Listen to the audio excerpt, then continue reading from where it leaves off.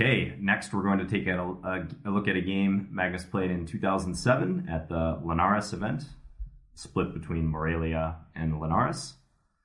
And you were white against the great Vasily Ivanchuk in this game.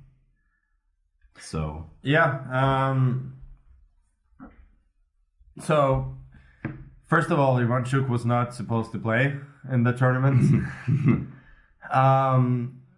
Since we had the tournament there in a place outside Morelia, and what happened there is that Rajabov and his father, they were the players. I think they were all there, and Rajabov and his father, they were robbed. I remember this incident. And his laptop was stolen? His laptop was stolen, and he understandably didn't feel mentally ready to play in the tournament. And it so happened that Ivanchuk was in Morelia to give a simul, and he was asked to step in on a couple of days' notice. Naturally, neither he nor any of the players were unhappy about that. Yeah. But you should remember that those were pretty different times from what we have now. Rajabov had just come off a tie for first in 𝐻𝐸𝐾𝐧𝐢𝐧𝐿. A few weeks before this, I came off a tie for last, and a lot of people were not very happy that I was playing this tournament. That was considered to be probably the best in the world. I was considered at best to be an outsider and not really ready for this kind of event. And the fact that Rajabov was the one who was robbed and not me actually is something that I think... Not a 16-year-old Magnus coming off his worst event. Yeah, as he was considered Rajabov a possible world championship contender, while I was just some kid who was not ready. Oh look, even the replacement was higher rated than you at the time. Noticing the ratings for sure. And so what happened in the tournament is that I got off to a good start. I beat Mirosevic, and then I also beat Topalov and Ivanchuk in the first half. I think also losing to Anand, but still +2 was a massive result for me there. And it was clear that I was not one of the best players. I knew that myself, but my fighting spirit was very, very high. And I had I had the ignorance of youth to some extent. Like, I didn't know exactly how much better the other guys were than I was, so I wasn't maybe as depressed as I should have been. Looking at the difference in playing strengths. I think coming into the game against Ivanchuk, I just lost to Anand, which was a pretty big blow, since we were the ones who were sort of competing for first place in the tournament. And I guess against Ivanchuk, you don't know what to expect. So the Grinfeld was just one of many openings. What he did was a sideline that was sometimes played at the time. Now everybody, if they're going to play this line, first of all, a lot of people play b6 before knight a5, not being as afraid of dc5 as you were back then. And here, people have found out that e5 is actually playable after rook c1, the point being dc, bishop e6. BC, and then bishop h6. I think 𝐲𝐶 may have been the first one to play that, but that was really not something people were aware of in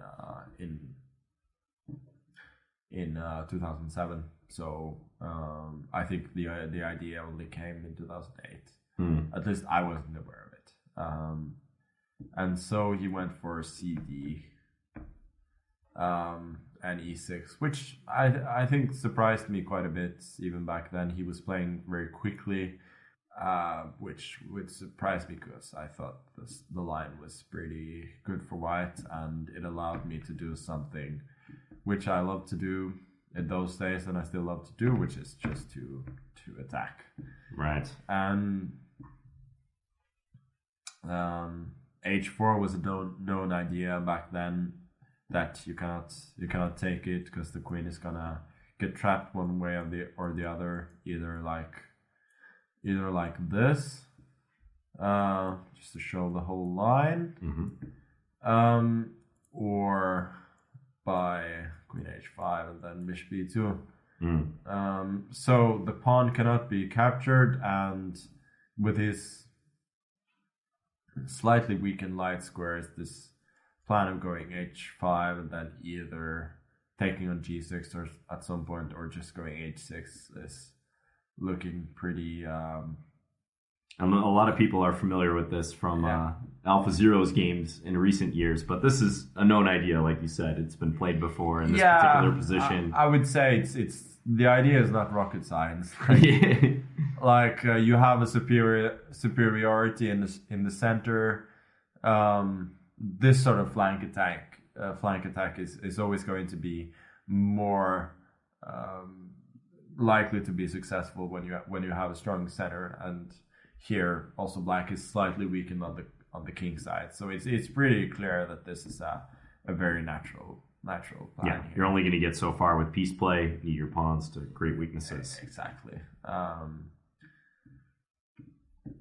And yeah, so what the next move that he made, queen e7, looks very natural, but it's actually pretty bad for a couple of reasons. First of all, as we can see in the game, it allows bishop to g5 by tempo, and secondly, it doesn't protect rooks. It doesn't protect the c8 square, so he kind of wants to go rook c8 and then exchange on c1, play rook c8 again, and then he would like to capture with his queen. But as you can see, what happened in the game, he couldn't do that after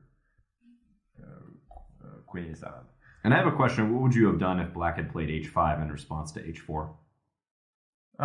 That's a good question, actually. Probably would have tried to go bishop g5, do some of the same things as in the game, like e5 and bishop f6, queen g5. Okay. I can imagine it would be pretty strong, actually. So the central argument here is that h5 is just more weakening for black than h4 is for white. Yeah, for sure, and that goes with having the strong center that you can easier afford to advance on the flank. And besides, maybe even more importantly, I haven't played g3 while black has played g6. So there's no weakness that is being created there. Okay. I would guess also if f6, I could both go bishop b. h6, or I can just go back. Knight f4 is looking very wonky pawn structure. Yeah, it's something you wouldn't want to see at all. Right. And also the fact that black has just opened up the c file where the white rook is already there. It's I should mention that a line that I've been trying a bit in Blitz recently is that I've gone h4 already here, and one of the points is that I've faced queen a5 a couple of times in the World Blitz, and then the point is that you go castles here, and in many of these lines themes were the same. After I could consolidate the center, then H5 was pretty good. Yeah, it seems like they're playing this H4 in the Grunfeld earlier and earlier these days. Yeah, it's just a good idea. Yeah. Yeah, pawns on G6. It's a hook. Yeah. Use it to attack. So rook H5, rook Fc8, E5. And it's not actually surprising that black is almost lost here. I really I remember during the game that I was really like puzzled why he was playing so quickly and apparently confidently, because position seemed so bad for black to me that I felt like I must be missing something, but I don't think that I am. I thought during the game like the best chance was to go knight to c6, trying to bring that knight back into the game, because as you could see from what happened in the game, the knight really never made it back. But then knight g3, goes to e4, which is one of the central ideas of e5. Yeah, definitely. Try to get the knight there.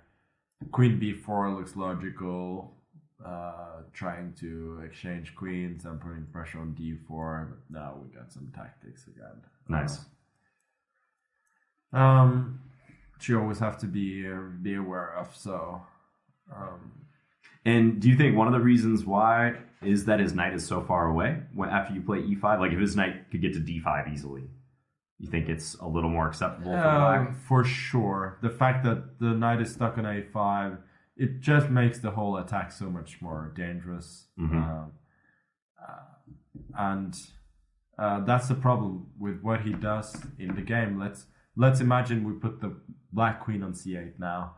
That it's not that hard to imagine knight c6 coming, the knight coming to d5.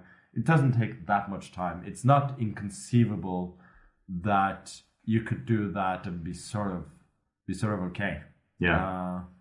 In time there. But now with the bishop, what happened in the game with the bishop on c8, then the knight is not protected on c6, which, as we shall see in the game, is pretty important.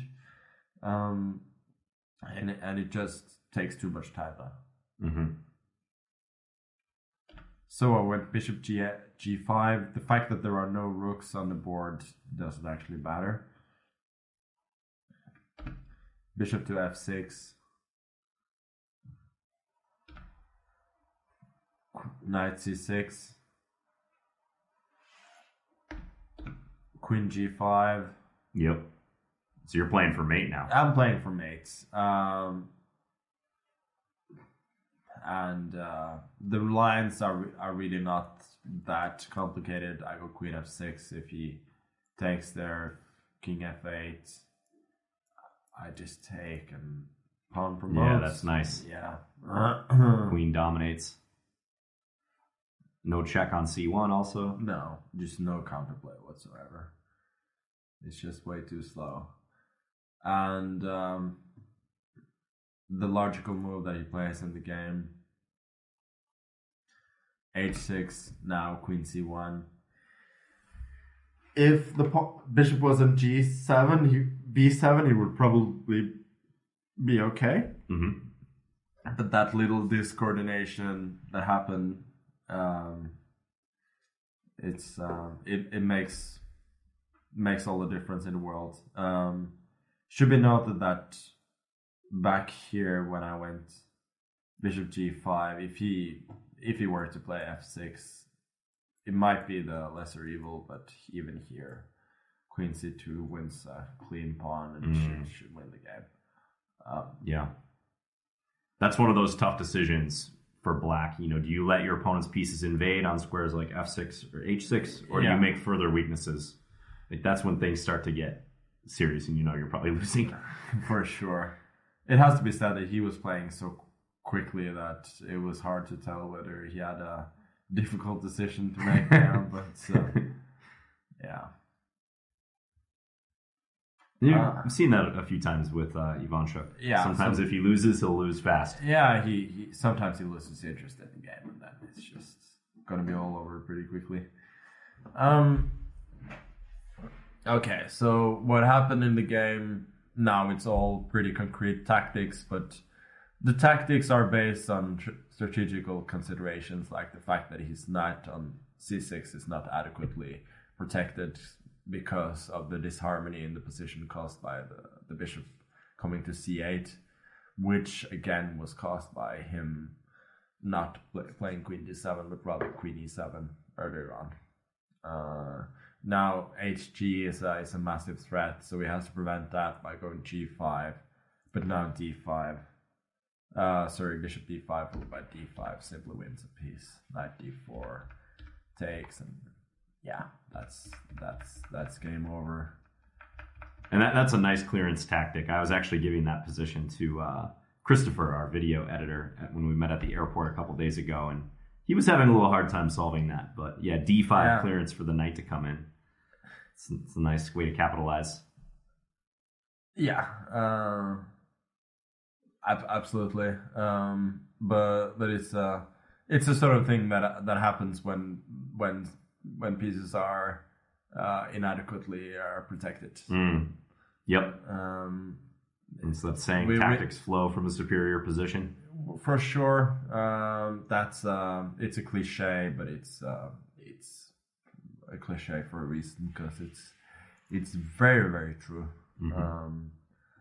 And yeah, I would say that this game was it was nothing special in the sense that it was all very simple, but it shows that even very good players, if you play carelessly earlier on, you will have no chance there.